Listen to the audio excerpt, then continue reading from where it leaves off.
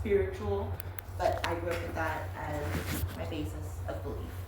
And then when we moved stateside to New Orleans, I realized people weren't just like, hey, ghosts, spirits, that's cool. It was kind of considered a little crazy. And it was around the same time that the movie The Sixth Sense with Haley Joel Osment came out. And after seeing it put in that perspective, essentially, he's crazy because he sees them, I kind of just let it die down for a while. And then I met these awesome, weird people out here. I've owned the Broken Bow Asylum. I've worked with Nick Groff from Ghost Adventures on his new show Death Walker. I do paranormal investigations all over the U.S. essentially. One of the bigger ones that I do tours at is the Bonnie and Clyde Ambush Museum in Gibson, Louisiana, where they actually had their last meal, and down the road at their death site. And we do those about every year, so if you guys are interested in any of those, please look me up on social media and we can get you into different tours and things that I do. But I change it up from time to time. I love UFOs and cryptids and all things considered weird and spooky. And what I want to talk about today, and my panelings are a little different. We usually do kind of like an open floor forum because I love when people get together and share their experiences. Knowing that we are not alone with what we do is, it's crucial, especially when people and you guys were talking in the panel earlier, when you have spiritual experiences the way you guys have had, or I see that you have a cryptid shirt on and a cryptid hat, you're here for the cryptids. Every single one of us has an interest in a different aspect of it. So this one kind of brings all of those three things together for all of us. And so we can share our experiences, because me just sharing what I've experienced is cool, but I love hearing what everybody else has to say as well. So this is kind of like a back and forth type of panel. You're not just going to hear me rattle on for the next hour. We're going to have an awesome conversation, and I'm so excited to be here with you guys and do this. So this year I'm covering UFO and cryptid shared sightings, and with that I also will include the paranormal, ghosts, spirits, what have you. One of the most famous locations for this is actually Octagon Hall in Franklin, Kentucky. People constantly go there for the ghosts and the spirits and to stay overnight and encounter those things. But what they end up experiencing are Bigfoot sightings and encounters in the woods surrounding Octagon Hall, bright lights and UFO activity in the sky, all happening essentially at the same time. So when we think about the paranormal part of it, I like to think of it scientifically. It can be very spiritual, but it's also very scientific. Nikola Tesla said, if you want to discover the secrets to the universe, think in terms of frequency, energy, and vibration. And so when you think about all those things, we are all energy. Our energy can't really go anywhere when we pass. These Bigfoot, cryptid, whatever you want to call them, creatures are energy. UFOs are energy. We all are drawn to certain spots. It's not just Franklin, Kentucky. In Buena Vista, Colorado, Greene County, Pennsylvania, in Appalachia, military bases are a big one, where they have all three type of occurrences. You have to think about how much energy is concentrated in these locations, and when you actually do like a geographical and topographical map of where the ley lines are, it's very interesting to see why all of these three things are being encountered at the same exact time. And there, in my many years doing this, and I also have a podcast where I interview all different types of people, cryptid hunters, people from MUFON, actual military, ex-military members that have had encounters with UFOs and sometimes cryptids at the same time. And it's very interesting to me that when they're looking specifically for a cryptid, particularly Bigfoot, a lot of people, when they say that they have the encounter with Bigfoot, Sasquatch, whatever you want to call it, they also are experiencing electromagnetic frequency, all different type of frequency mishaps, clocks stopping, their devices stop working, seeing bright flashes of lights in the sky. And same thing when people see the UFO, sometimes the UFO activity is what they'll see first. And then it comes down to them having that smell, that sensory smell that comes with Bigfoot a lot. And just general, like it can't be a coincidence, right? At some juncture, they have to all be in these same places, but why? And that is why I want to ask you guys, and that's why we do an open panel, because seeing it from so many different perspectives can help you hone in on the why. And so seeing that the asylum I had in Broken Bow, I was not a very big believer in, I call them the S word. If you guys know what I'm talking about, you know what I'm talking about, Native American wise, right? But saying that, when I came from a background of believing in ancestors and, you know, guardians of our island and whatnot, I thought it might have been exaggerated, right? But we're smack dab in the middle of Broken Bow. My asylum was actually on part of the land where like one of the Trail of Tears ran through in that area. And I had a lot of Native American neighbors that always warned me about something that lived in the back of the woods behind my asylum. And I always took caution, obviously. You know, I'm never going to sit there and just dismiss what somebody has to say. But there were so many instances that the nights where the ghosts were most active, you can literally be sitting there and in a pretty big building with about 3 of these shops put together, and then wings going all the way back with just 3 or 4 people sitting in a hallway. You can hear clear as day conversations, and you can see people walking back and forth, and you don't have to have any type of abilities to experience these things in this location. And at the same time, you know, we step out because it's just getting too much energy, too much going on, people want to step out. And at the same time we step out, something would approach us from the wood line, and it would be 7, 8 feet. I'm not a small person, I'm only 6 foot tall. This thing was like this, and would just keep coming up to us, and as it got closer and closer and closer, it would get smaller and smaller and smaller, and then it started changing from looking like something with a human form into an animal. And it would just charge at us, but nothing. When it came up, you could hear it, you could see the leaves rustling like something was running through it, and all you felt was such a burst of energy going through you. But at the same time, the lights would start. And I'm getting goosebumps. For all of those things to happen, I think that's part of why I shifted my focus from just doing this. I don't like the term psychic or medium, but I do it to help people. I've found that, you know, that can actually go a long way. I don't charge for anything that I do. But the why, because I know we all want to know the why, okay? And for the people who joined us later, I do open panels. This isn't just me talking for the next like 40, 50 minutes to myself. I want to know what you guys think. We can all come together and have a group discussion about it, and I'm super excited. So, that way there's order amongst our chaos. We're going to start over here. Would you guys like to share any experiences that you might have had where you experienced either ghosts and cryptids at the same time, cryptids, UFOs, any type of combination, or all 3? I had a dark shadow behind me at one of the hotels in,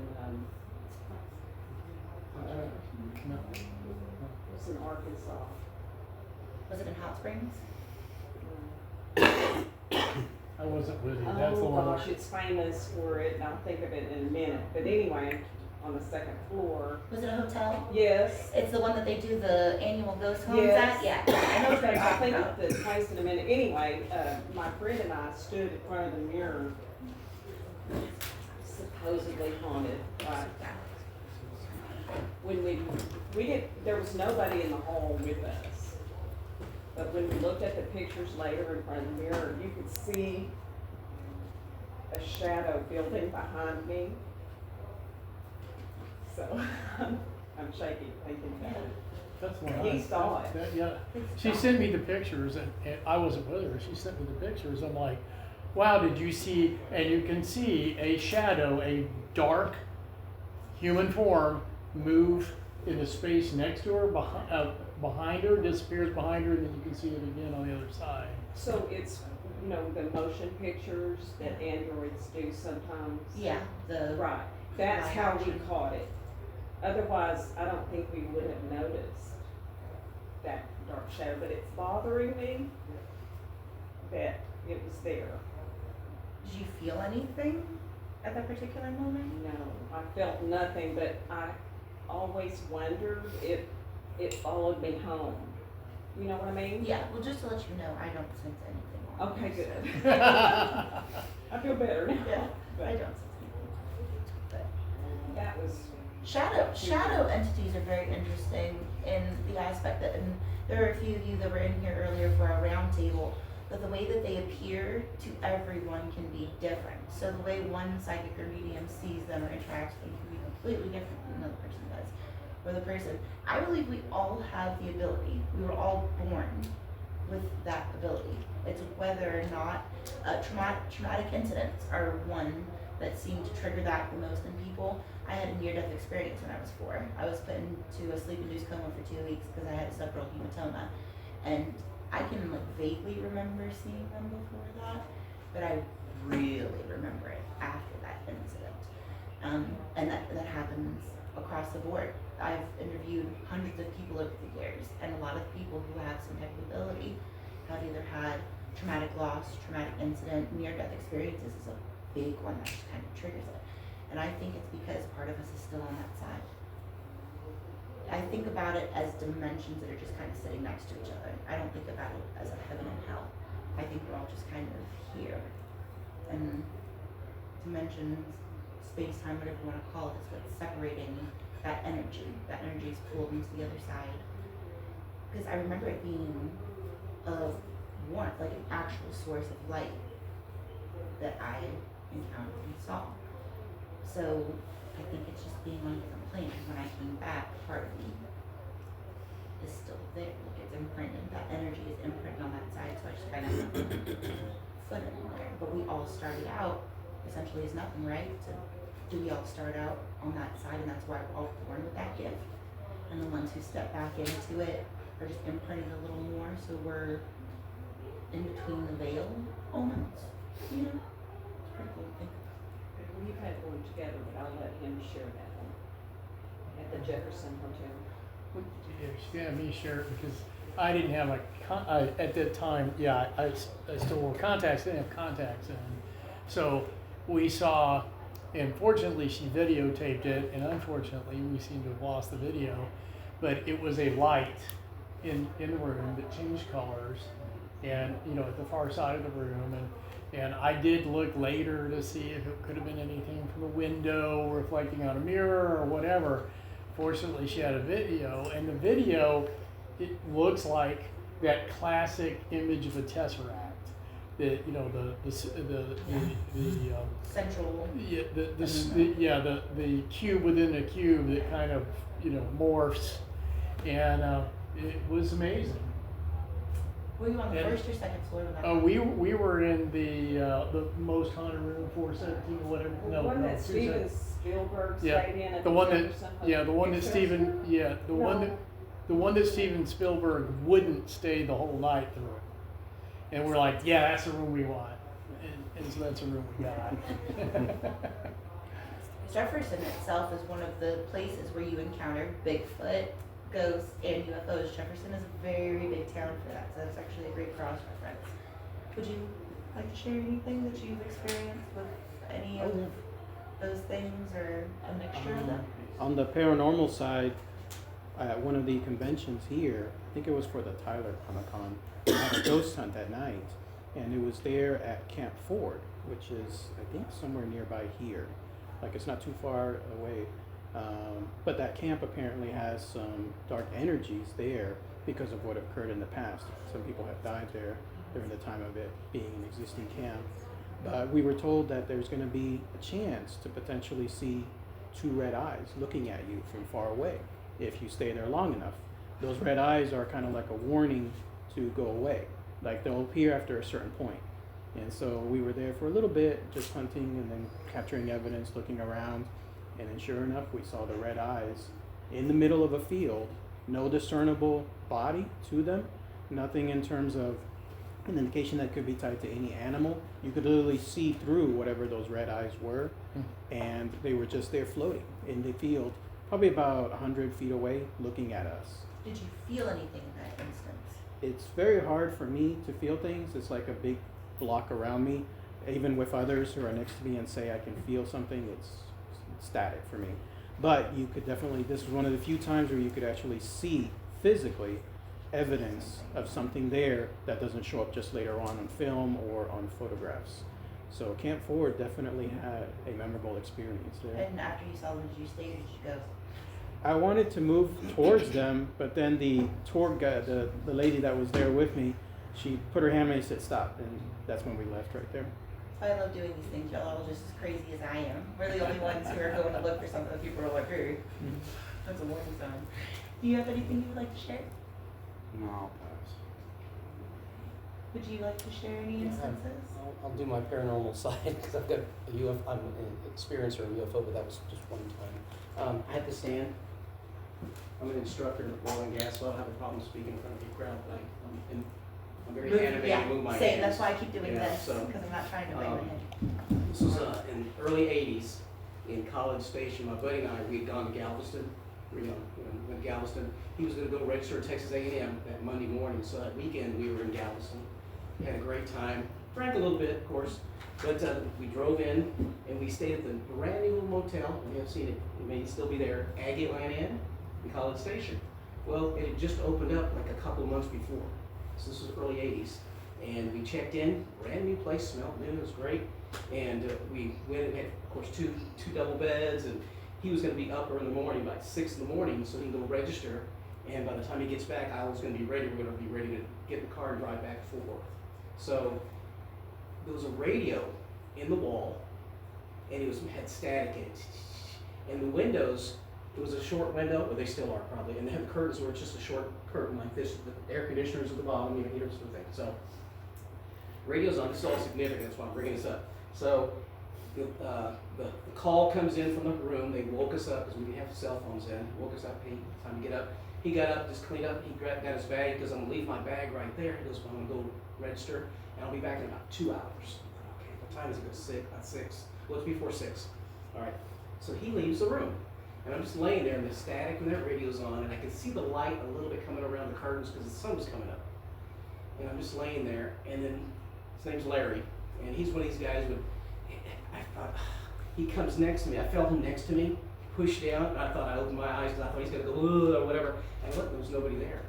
And I looked down and I can see the impression on the bed with the covers, the blanket pushed down. And I blinked and the cushion went up, like the pressure went up, and the blanket pulled me a little bit, just a little bit. My heart's like, what the? That's what my words were. And all of a sudden, I just froze, and it felt like there was pressure on top of me, like the whole body. Later on, I find about the incubus and so, and I felt the pressure on me, but I couldn't speak. All I could do was move my eyes, and I'm blinking like this. I'm wide awake, and I can feel my heart pounding. I'm getting scared now. Like you said, you feel the chills because I'm reliving it right now. And I realized this pressure's on me, and I can't do anything. I'm not in control. And my mother, she always told me, if anything like that ever happens to you, you always say the Lord's Prayer. Okay, but I couldn't speak. And the first thing I could get out here, forced out, I said, God help me. And the pressure relieved me, okay? And then when I get mad, when I get scared, I get mad. Yeah. Okay. So I threw the covers off, and I turned that damn radio off. I turned the TV on, I opened up the blinds. I went over to the front door, and I got Larry's bag, and I put it at the door, for the hallway. And I just got back in bed, and I started saying the Lord's Prayer. I had it across it. When it was Christmas, I was saying the Lord's Prayer. And I'm looking as I'm saying it, and the maid's like the cart going. I had the door wide open, 6 o'clock in the morning, right? And when that happened, I said, okay, I just threw my clothes on. I was mad because I was scared, but I was mad. I got my clothes, put it all together, went to the front desk, and I waited there for 2 hours for Larry to get back. And I asked the girl at the front, she was young, she was probably like 18. And I said, let me ask you something. I said, how long has this hotel been here? She goes, well, we've only been open a couple of months. I said, oh. I said, you ever had any weird things happen? She goes, you have any experience? And I said, yeah. She goes, what was it? I told her a little bit about it. She goes, yeah. I said, why is it? It's a brand new place. She goes, there used to be an old farmhouse on this property. And we've had that. We've only been open 2 months or 3 months, whatever it was, and we've had other people tell us the same thing. So I've never been back. I don't know if it's still there, but that's my story. Okay. That is bringing up a good point that when we have all those shared experiences, right? I talked about the ley lines, how energy is essentially just concentrated in these areas. So as energy beings, they're all kind of just attracted to those focal points. But a lot of the hauntings that we have, everybody always thinks it's the building. It's never the building. It is always the land. And there's like, why, we just built this home, how can we have a haunting?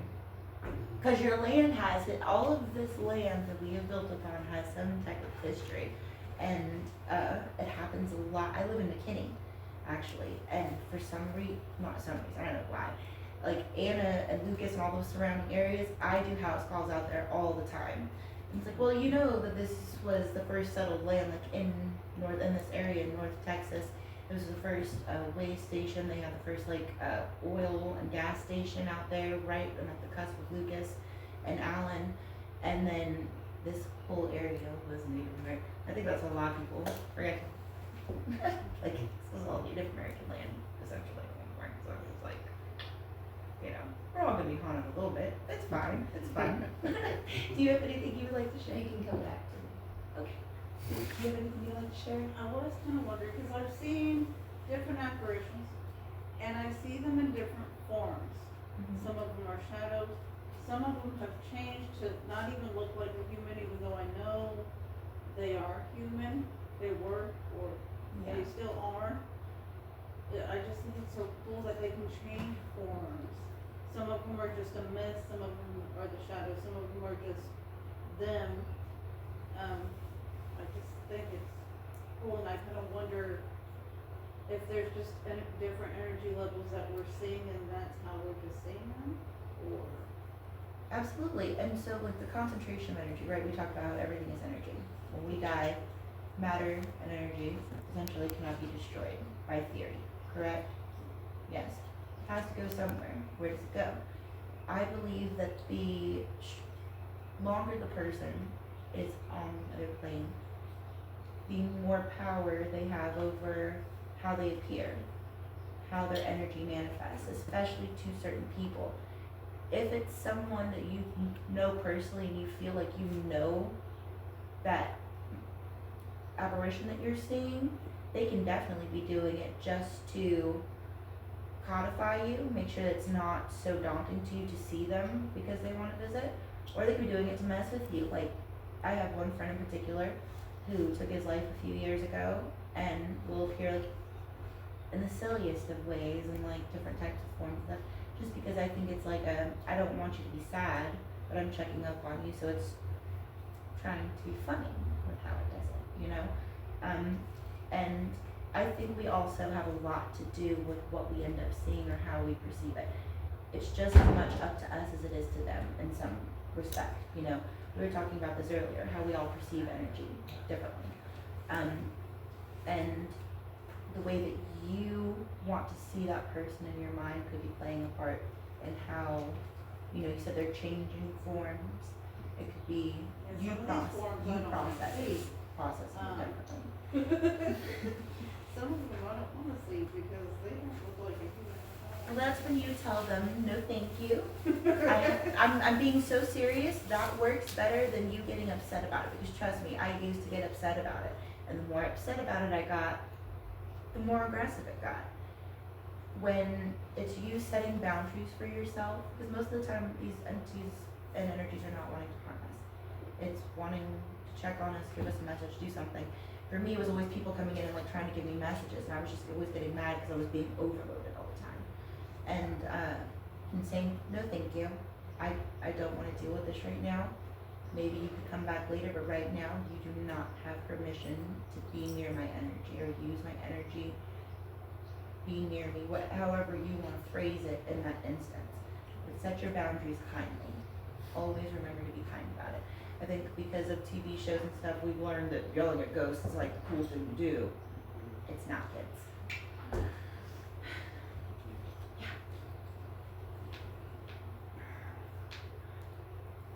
When I was 18, lived in Arlington in a mobile home. We moved from Arlington to Shreveport. Mm-hmm. In the house, same house in Arlington, I was in one end of in my bedroom, and my parents was in the other. I heard a dog run down the hallway, stop at the door, and jump and landed on my bed. This was like at 8:30, 9 o'clock at night. Next thing I know, I feel 3 scratch marks across my neck. I got up immediately when I could and went straight to my mom and dad's room and told them, it's time to get out of this place. They didn't listen. They took it to Shreveport, and I had another one over there. And then they sold it when they moved back. That's what scares me, is not knowing and having something push down or pull on the sheets and knowing that you're trying to get up and you can't. Mhm. And anytime I have an incident like that, I tell them, leave me alone, don't mess with me right now. And Yep. 9 times out of 10, it stops. But it does raise the hair on your neck when it happens. Because you have to think about the fact, like sometimes I think about it as maybe they can't control the energy that they're using with us. They're being more forceful than they want to be. One of my biggest things is somebody want to be my person. I'm gonna not scratchy, but kind of scratchy. No. So a lot of the times on investigations, right, everybody's like, oh, I got 3 scratches, it must be demonic. Think about how much energy it must take for them to touch out, to reach out and actually touch us, right? Mm-hmm. When you go to touch a person, what are the first 3 fingers that hit a person? Once they make that contact, they don't need to keep channeling that energy to touch you full on. I think a lot of the time when people are getting touched, someone's trying to like just kind of get their attention kindly. Mm-hmm. First 3 fingers that always end up touching. And they perceive it as 3 marks. It's a mark with the devil, it's 3 scratches. Ghost Adventures ruined everything for everybody. But I mean, it really is. You have to think about it farther than just they want to hurt us. And keep in mind, some of them do want to hurt you, okay? Been there, done that. Some of them do. But approaching it with rational thought, which is kind of crazy to say rational thought when we're out on ghosts, but whatever. It really does help. I've learned to overreact to it, and like you said, just setting the boundaries and making sure that your energy, always say, you do not have permission to use my energy. That's a big one. You do not have permission to use my energy. And you can even say that around humans, because humans can drain you just as much as ghosts and Try cryptids that and at UFOs work. can. Okay? So if you're around somebody who does that to you, you don't have to say it out loud and be mean about it. Thought is energy too. Everything we think, the thought form is an energy. So you can think about it. Like when you said you couldn't speak, the first thing I would have started doing was praying, doing the Lord's Prayer in my head so hard because I can't speak, but it does something. Because I've been in that situation where I was just stuck. And the only thing that worked for me was doing a grounding session. And so I started doing the session I normally would do in my head because like you said, I could not speak. I couldn't do anything about it. And it slowly started to help. So thought is an energy form too. So if you can't speak because it goes past your track, just start thinking about it. You have anything you would like to share? One in the purple in the middle. Oh, I only got one, which I told earlier, we were talking to the cosplay person. But whenever I was a child, not too young, but young enough to just be at the beginning of being able to like understand like people passing and things like that, and old enough to remember that type of thing. I had a neighbor friend that drowned.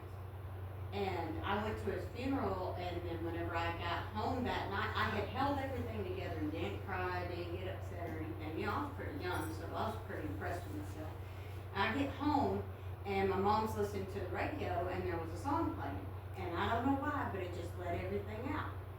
So I started crying and everything, but then every year since then, around the time that he passed, I hear that song. It might not be like, it's not my playlist, you know, so it's not like I have control over it. I could be in the grocery store or in any place, somehow, some way, I'm gonna hear that song.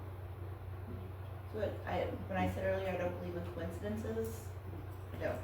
They always have a way, because the same thing happens. That friend that I told you that passed away, usually the same time, every time around the year he passed away, I hear his favorite song. And it's a radio station like I listen to all the time, never plays that song. You know, so take it as a blessing that, you know, they're telling you. That's a beautiful thing to experience. A lot of people don't pay attention to signs like that in their life, and they actually miss out on quite a bit by not seeing the grace and the magic in those little synchronicities. Do you have anything you would like to share? You over here with the awesome purple hair. Do you have anything you'd like to share? Ours is really silly. Like we were in New Mexico, we were in I Roswell. love silly. Roswell. We do Roswell almost every other year. That's one thing. So we were in Roswell for the UFO convention, and we were in our hotel room, and we'd been watching TV. Set the remote down, went to grab it back, and it was gone. Couldn't find it. We checked in the couch. We checked everywhere. Gave up. The next morning when we went to leave, we told the desk clerk, we're like, hey, don't know what happened. The remote's gone. I don't know if we need to pay for it. She's like, oh, that room happens all the time. Yeah. Why wouldn't you have it chained down though? You know what I'm saying? Like that Yeah. must have cost you quite a Then bit. put a few To... more in there. But yeah, she's like, I know that room happens all the time. We're like, okay, great. So after this, I'm gonna need to get the name of that room and hotel because of maybe. So that's our only silly little one. We'd love to see an alien, but haven't had that luck so far.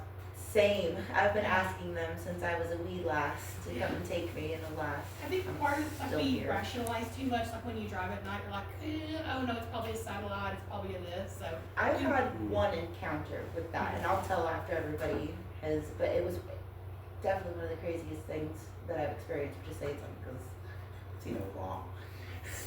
Do you guys have anything you'd like to share? No. I've had a couple, definitely for sure, and I've also had a demonic one for sure, which was awful. It was horrible. But I was a stay-at-home mom for a long time, and he was in the military, so I was alone all the time in our apartment, and it was a like 2-story, and I had baby monitors upstairs all the time, and we had a diaper stand, and there was a toy that was always on the diaper stand. So we were all downstairs and had a cat. And on the baby monitor, we kept hearing the toy going off all the time. Thought it was the cat. The cat wasn't up there, and the toy would just go off constantly upstairs. And nobody was up there. It would go off all the time. It moved. It was like on the diaper stand, wasn't on the diaper stand, constantly, just this one toy, all the time.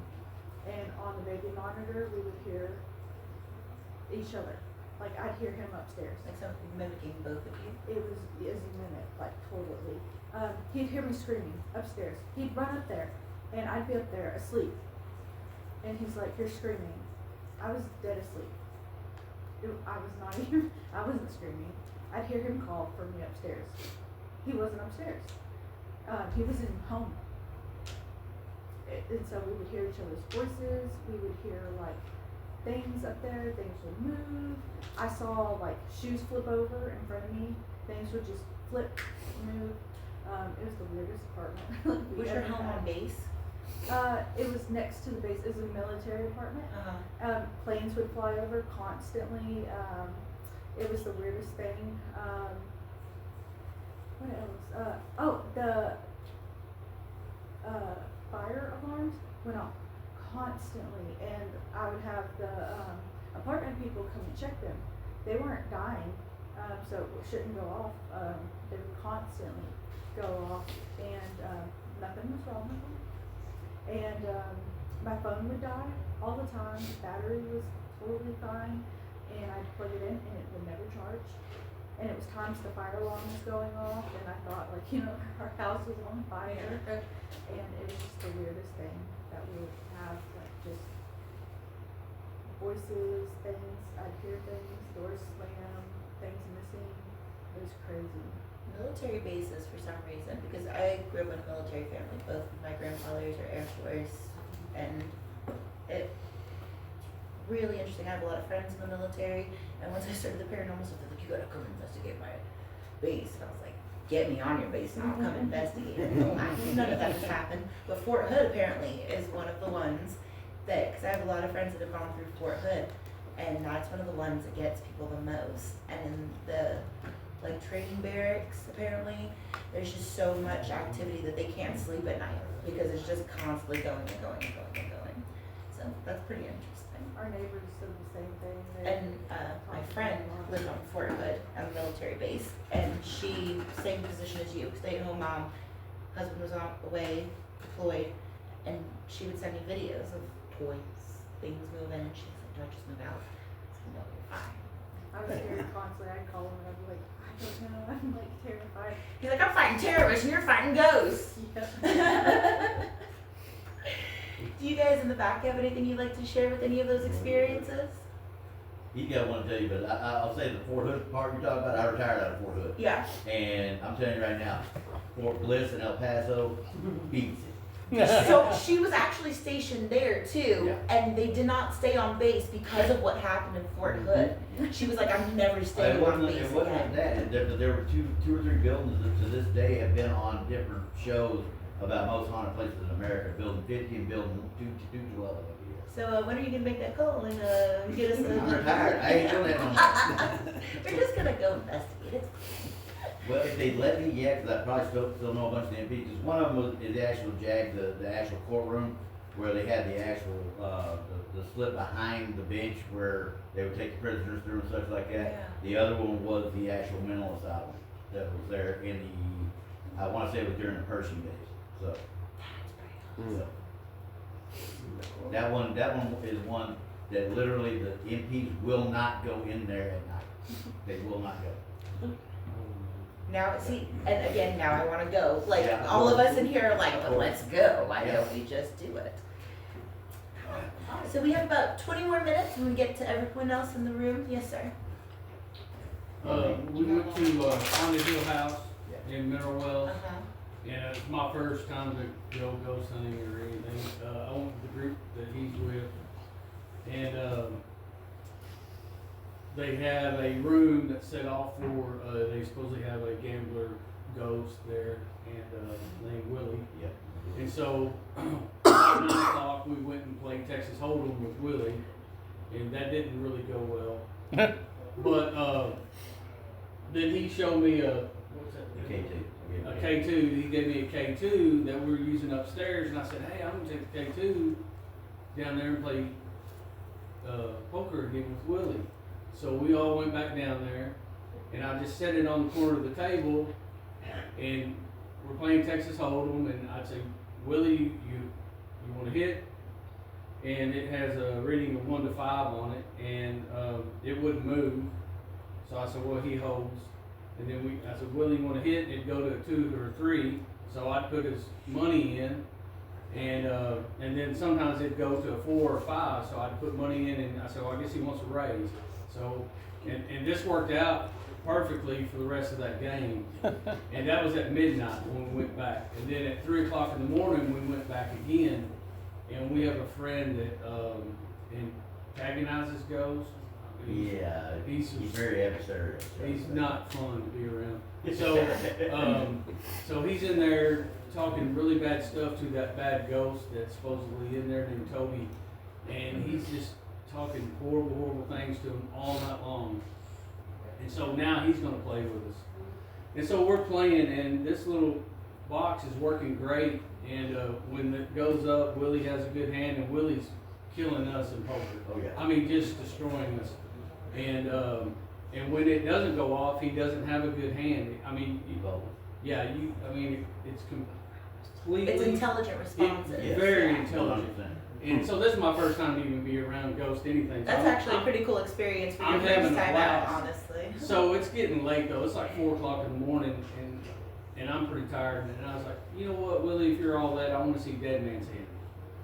So we're playing, and I'm looking at my cards, and I look up on the table, and there's an 8 on the table that gets flipped up. But I'm looking at my hand, I don't have it. I'm like, whatever.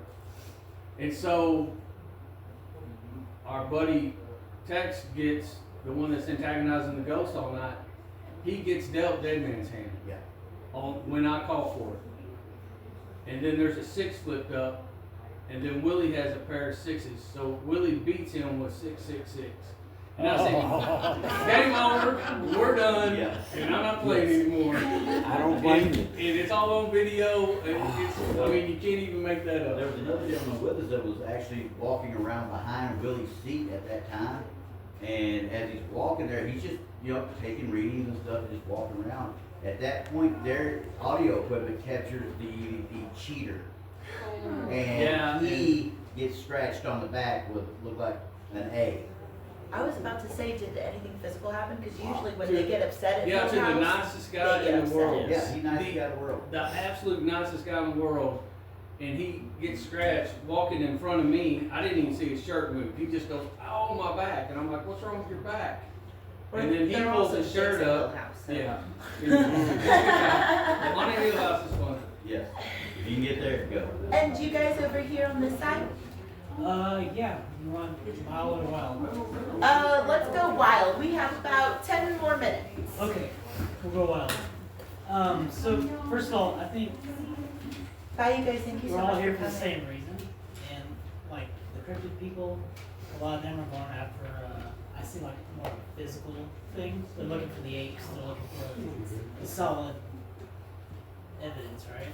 At least I think that's how they go about it in a lot of ways. And then you get the ghost people who are doing it, or they're doing the same thing, but it's kind of like a different. They're doing it like in more of a spiritual or mental way or something like that. I think if we combine all of our tools and processes together, we can really overlap Actually make a and difference. and solve some things. Just like the Kabbalion says, all is mental, mental is all. I think Absolutely. everything is a grand movie in the grand, omnipresent movie of things. So I just want to say that.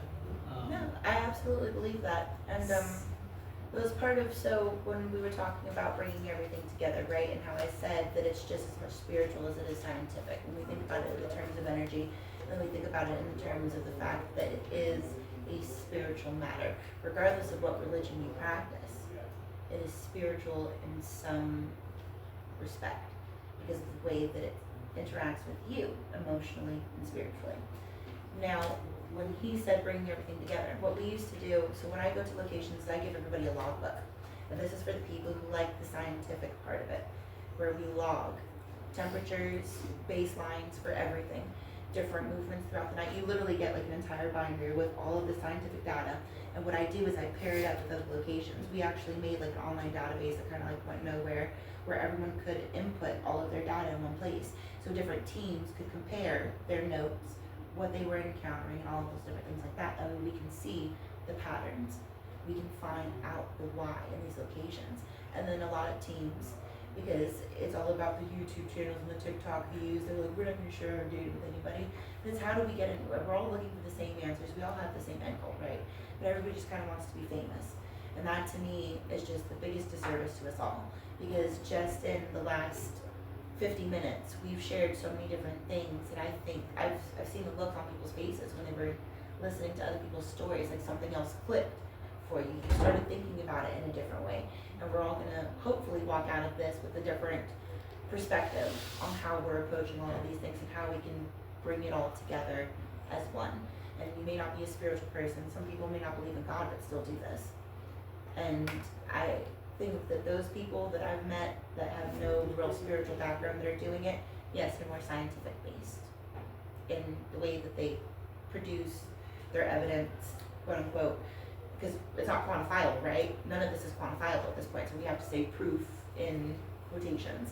And then the people who do it spiritually, it's a more emotional aspect, but marrying those two together, I think we could actually achieve something beautiful and get real results and not just these butt faces on TV running around screaming because of demons, you know? I think we could have come so much farther by now than we have. We've had people ghost hunting for literally centuries. They found not Paleolithic, Georgina was having a talk about this, about historical tools like dowsing rods, things like that.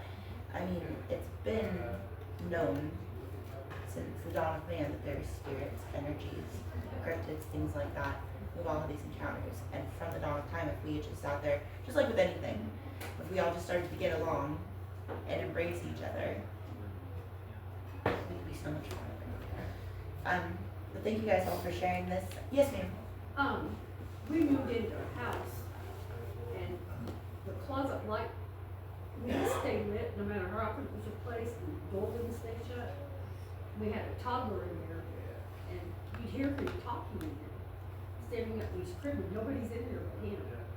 We couldn't figure out what was going on, and gosh, maybe a year later, I was out watering the lawn, and this elderly couple came by and asked if I lived there, and I said yes. They said, well, this was our house back in the day. And I said, oh, okay. I said, you must have raised your family here. They said yes, and we had a daughter who died of pneumonia at age 9. And I ding, ding, ding. And I said, well, where do you live now? Small town. They gave me the address. Remember, I went in the house and told my mom, who thought there was a spirit of the girl in there anyway. Talked to her, gave her the address. Within 24 hours, the light stayed on and the door stayed shut. That's what you do next time too. So the next time y'all have ghost problems, just give them somebody you don't like's address. Just be like, go for them. Thank you guys again for sharing. The last thing I wanted to touch on was I told you guys I had the UFO story. And so my mom is one of those people, she's not spiritual at all. She never has been, which is really weird because my mom is like super spiritual, church every Sunday. Like she's where I got my church side from. My mom doesn't believe in anything at all. And we were in Drake, Colorado, and we were staying up in this cabin in the mountains that like if something had happened to us, like, nobody would have found us for like, I don't even know, like maybe at least 10 years. It was on this like little windy mountain road, and like the nearest neighbor to you was like a little dot far away on another mountaintop. And the whole time we were there for 2 weeks, we didn't see any type of air traffic, nothing out there. It was the most beautiful, quiet, and serene trip we had ever had. And we were sitting up on the second deck with a huge telescope, like one of those really nice telescopes for stargazing that they had set up out there. And we're sitting there looking, and all of a sudden, at the mountain ridge, there were these 4 huge lights, and you could see it just with your blind eye. You could see it, and it was in the shape of like a diamond, almost like that. And there was one light here, one light here, one light here, and one light on the front. And I was like, I took the telescope and looked a little bit more. And this was like at 1 o'clock in the morning. I have insomnia, so like the only one up aside from my mom. And as we're looking, I looked at the telescope, and I shit you not, and this to this day, it scares me a little bit, but I'm also real excited about it. The lights, the big lights that I saw weren't the only lights on this thing. They had tiny little lights that were just dotted all throughout on the sides of it, and it got closer and closer, and all of a sudden it went from being right here near the mountain to here. It didn't move. It didn't, you didn't see the light travel, it just appeared here. So I'm still looking with the telescope, and at this point, I know what I'm seeing. It's some type of ship. And I've seen every Star Trek and every Star Wars, like I know my ships, okay? And I'm like, okay, this is something for real. So I call my mom out, and she looks and she goes, it's just stars. I was like, no, watch. Wait for this, just watch. And it goes from here to here, and it just starts randomly zoom, like it's putting on a show for us. It was weird. And it just starts hopping and hopping and hopping, and then it goes back next to the mountain. And then all of a sudden, out of nowhere, these army helicopters come out. And I'm like, ooh, I've also seen this movie before. This does not end well. So, and it was the weirdest thing. If it were just a source of light, right, the planes could pass over it, through it, right? It would be able to fly in its path. They were going around and under this thing, like they were checking it out. And when they would start circling, it would just hop again. And then they'd go to check out where it was, and it would hop again. And then all of a sudden it hopped up real high, and the copters just kind of sat there on both sides. If there were 2 on this side and 2 on this side, just kind of sat there, and it hopped up, and then like that, nothing. And my mom, till this day, will be like, I believe in aliens. She don't believe in anything else in this world, but she believes in aliens. But that basically concludes it. Does anybody else have any questions? Anything else that they'd like to share before we call it quits? It was the Crescent. The Crescent, yes. In Eureka Springs. Yep. Second floor, at the end of the hall, at the mirror. It's famous for being haunted. Yeah, I got Rich and Edie Fennell are a few of my friends that go to that event every single year, and I have not gotten a chance to go out there with them, but I really want to. One of the things I like to do when we do it is take a picture together so we can all post it on the page and show that we just have such a great time.